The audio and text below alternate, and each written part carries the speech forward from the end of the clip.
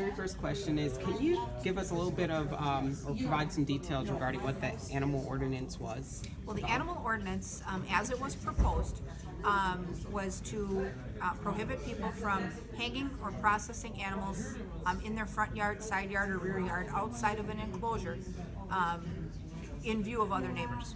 And so that came to us because on our southeast side, one of our alders had received a number of complaints, a small number, but a number of complaints, because they had a resident in their area that was hanging a deer in view of the front yard, and it was on the path to and from school for a number of kids. And so there was some concern in that district. He brought it forward, asked for some research to be done to see if there was a policy solution that could, create an ordinance to essentially stop that activity. In his area last year, there was all kinds of feedback saying something needs to be done. We'd like to see a policy change. And so this year, the policy change was created. Nothing arrives at our committee done. And so what we wanted to always have is good dialogue with the public, with stakeholders. We had that. The feedback that has come in for the ordinance since it was proposed was overwhelmingly opposed to the ordinance. And, hunting is a, time-honored tradition in Wisconsin, in this area as well. And we even had heard from the DNR this morning saying that they are doing everything they can to encourage people to continue to hunt and fish and engage in those outdoor activities, and the numbers of people involved in that has been declining. And so any policy change that would really be a roadblock to that type of activity isn't good for them, and it isn't good for the cause of outdoor enthusiasts and their activities. So we've had, I believe the mayor's office today fielded 30 emails. We've had a volume of calls. All of us on the committee have been receiving calls, and that's a good thing. We want people to take time to network with their government and let us know what they want to see happen, because then our decisions are just better.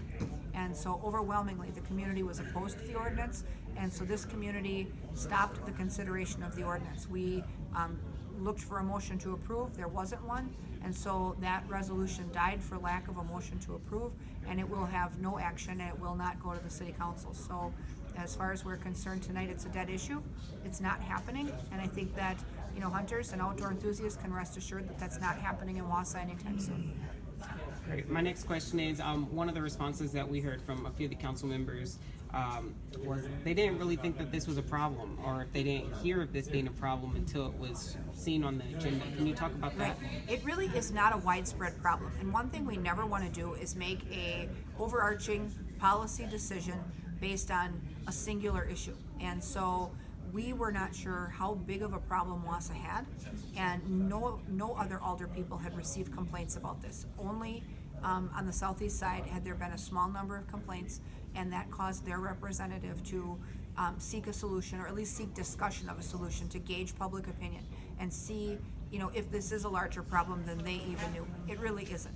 Most of the council members have not received complaints. It's not been an issue. People are responsible in how they process their animals and in how long they keep them.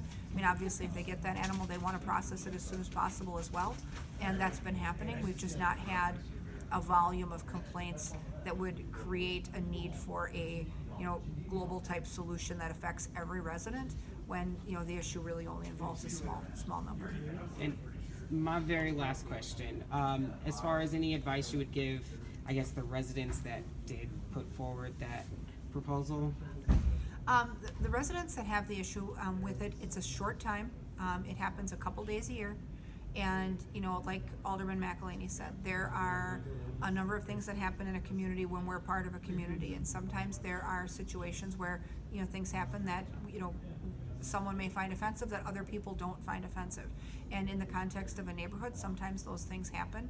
I think that it behooves us to encourage residents who are processing animals, and they have to do it outside in public view, to do it as minimalistically and as quickly as possible. I mean, you certainly don't want to leave something out for days and days. They wouldn't anyway, because the meat starts to spoil. They need to get it done as quickly as they can.